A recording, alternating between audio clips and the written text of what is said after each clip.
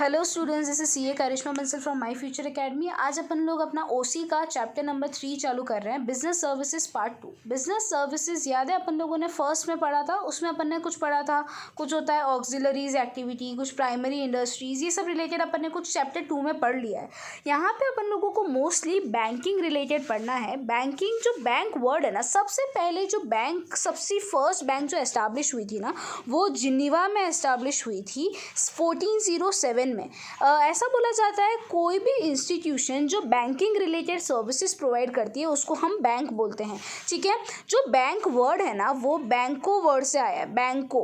Evidence of the activities of bank are also found in ancient time. ऐसा बोल रहे हैं कि एंशिएंट टाइम में भी बहुत सारे बुक्स और ऐसे आर्किटेक्चर्स है जिसमें अपन को पता चलता है कि एंशिएंट टाइम से बैंकिंग एक्टिविटीज परफॉर्म की जा रही है।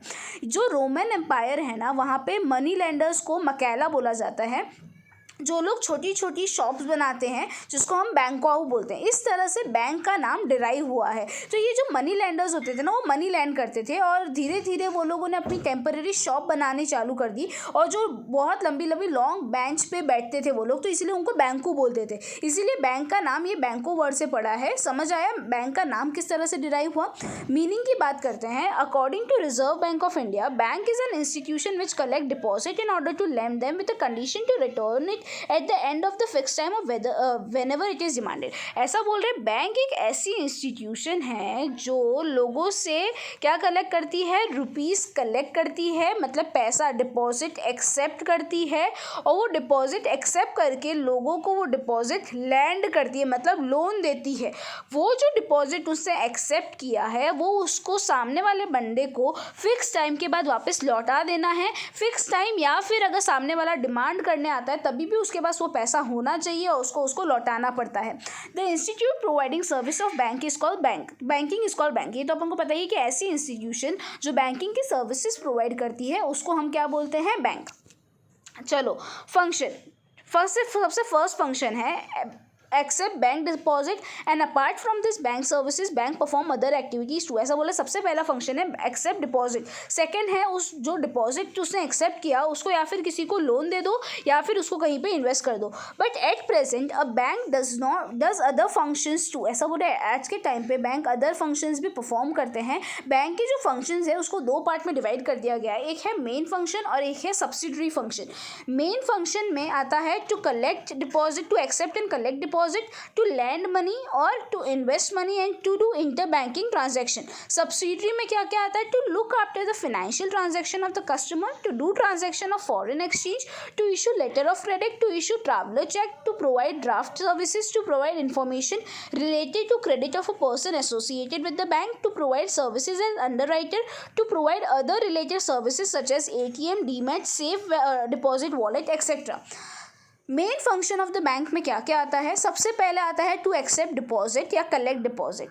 Bank accept some surplus amount as deposit, the bank pays interest to the deposit holder. The biggest responsibility of bank is to maintain trust of the deposit holder और the customers who invest the money in the bank. Bank accept various type of deposit as पर the different rate of interest. Bank mainly है 4 type of deposit, saving account, current account, recurring account and fixed term account. क्या बोल रहे हैं, bank का काम है कि भाई किसी भी इंसान के पास जब सरप्लस में पैसा पड़ा होता है तो वो सरप्लस वाला पैसा क्या करता है, बैंक में आके डिपॉजिट करवाता है। तो बैंक का काम है कस्टमर का भरोसा बनाए रखना और वो डिपॉजिट को एक्सेप्ट करके अपने पास संभाल के रखना।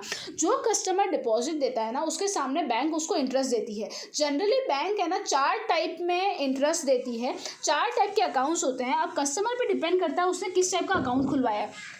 एक होता है सेविंग अकाउंट, एक होता है करंट अकाउंट, एक होता है रिकरिंग अकाउंट और एक होता है फिक्स डिपॉजिट अकाउंट। ठीक है स्टूडेंट्स, उसके बाद सेकंड आता है टू लैंड मनी। अब लैंड मनी मतलब जो डिपॉजिट बैंक एक्सेप्ट करती है ना, वो डिपॉजिट वो किसी और को लोन के तौर पे दे देती है। देखो, Thus bank lend money to the borrower which has collected as deposit from different account. Bank accept deposit and provide interest to the deposit holder. उसके जो वो पैसा डिपॉजिट की तरह एक्सेप्ट करती है वो उसको एक्सेप्ट करके उसके सामने उसको लोन इंटरेस्ट देती है। जैसे मेरे एक बंदा है उसने 10 लाख रुपए बैंक में डाले, ठीक है, ये 10 लाख रुपए बैंक क्या करती है, किसी और को लोन पे दे देती है। ये 10 लाख के सामने बैंक इसको 5% इंटरेस्ट देती है।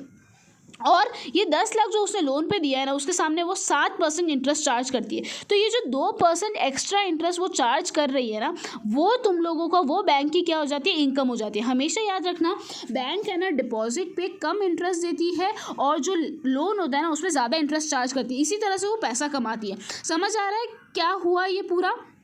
ठीक है, आगे लैंड मनी में दो तरीके से, या फिर लोन देके या फिर ओवरड्राफ्ट या कैश क्रेडिट देके। लोन देके तो तुमको समझ आ गया कि भाई लोन में क्या होता है ना, उस सामने वाला बंदा 10 लाख का लोन ले रहा है तो उसके सामने उसको अपनी प्रॉपर्टी को गिरवी रख के वो पैसा लिया जाता है, उसके सामने उसकी बहुत सारी चीज़ें देखी जाती है, इस तरह से उसको लोन दिया जाता है। और ओवरड्राफ्ट और कैश क्रेडिट में क्या होता है, जैसे कि एक कस्टमर है, वो बैंक का ऑलरेडी कस्टमर है, वो कस्टमर के ना अकाउंट में 10 लाख रुपये, अब वो 10 लाख रुपये हैं पर उसके वो 10 लाख रुपये ख़त्म हो गए, उसको है ना 12 लाख रुपए यूज़ करना है, तो वो अपने अकाउंट से ज़्यादा पैसा यूज़ कर रहा है, तो इसको अपन ओवरड्राफ्ट फैसिलिटी बोलते हैं। ठीक है, देखो, if the current account holders withdraw more money than the balance of the account, जब अपने अकाउंट में जितना बैलेंस है उससे ज़्यादा पैसा अपन विड्रॉ करते हैं तो उसको हम ओवरड्राफ्ट बोलते हैं। The duration of the overdraft is short, generally जो ड्यूरेशन ऑफ ओवरड्राफ्ट होता है वो शॉर्ट होता है, मतलब 90 दिन के अंदर आपको वापस आपका ओवरड्राफ्ट का पैसा वापस भरना पड़ता है। But when the duration is pre determine, और जब ड्यूरेशन प्री डिटरमाइन है कि इतने दिनों में आपको वापस पैसा दे देना है, तो वो आपका कैश क्रेडिट होता है। वापस देख लो, ओवरड्राफ्ट का जो ड्यूरेशन है वो बहुत ज़्यादा कम होता है, कैश क्रेडिट में ऐसे नहीं होता, पर एक फिक्स डिटरमाइंड पीरियड होता है, तो जब फिक्स डिटरमाइंड पीरियड में आपको पे करना पड़ता है तो वो तुम्हारा कैश क्रेडिट होता है। ठीक है, थर्ड जो उसका काम है इन्वेस्ट। कभी कभी बैंक है ना पैसा लोन पे नहीं देती, जो डिपॉजिट उसको मिला है ना वो बैंक उसको कहीं इन्वेस्ट करती है।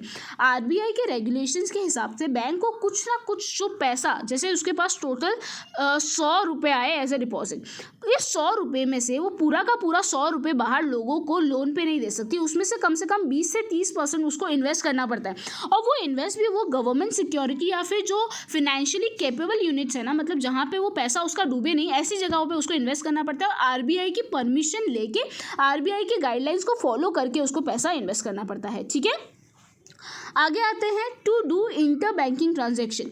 One of the main function of bank is inter banking. Every bank sometime faces shortage of money for a very short duration of time, even less than 24 our.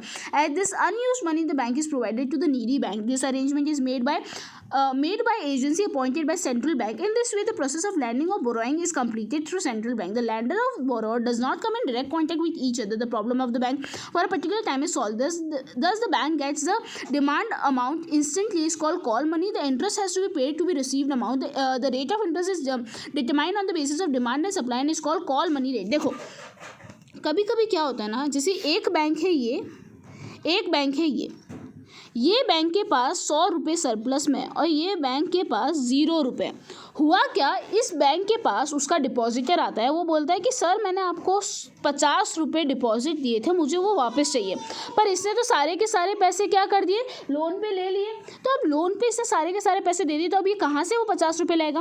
तो अब इसके पास ये क्राइसिस आ गया। तो ये क्या करता है, ये सेंट्रल बैंक के पास जाता है, सेंट्रल बैंक को बोलता है भाई मुझे एक बार इस एक दिन के लिए तू मुझे 50 रुपये अरेंज करवा के दे। सेंट्रल बैंक दूसरी बैंक को पास जाता है, उसको वो बोलता है कि तेरे पास 100 रुपये सरप्लस है ना, एक काम कर एक बार इस बैंक को दे दे। ये दोनों आपस में डायरेक्ट कांटेक्ट में नहीं आते, वो लोग सेंट्रल बैंक के थ्रू कांटेक्ट में आते हैं, आरबीआई के थ्रू कांटेक्ट में आते हैं। इस वजह से होता क्या है, ये बैंक को जो पैसे की कमी है वो भी फुलफिल हो जाती है और इसके पास जो सरप्लस है वो भी यूज़ हो जाता है। इसके साथ इस पूरे ट्रांजैक्शन को अपन बोलते हैं कॉल मनी। जब अपन लोगों को इमीडिएटली अपन को कुछ रिक्वायरमेंट होती है और दूसरी बैंक उस रिक्वायरमेंट को फुलफिल कर देती है, that is called call money. और कॉल मनी के सामने ये बैंक इस बैंक के ऊपर जो इंटरेस्ट चार्ज करेगी उसको हम बोलते हैं कॉल मनी रेट। इसको हम क्या बोलते हैं, call money rate. Okay students, ये पार्ट यहाँ पे खत्म हुआ। अपन नेक्स्ट वीडियो में देखेंगे subsidiary function of the bank.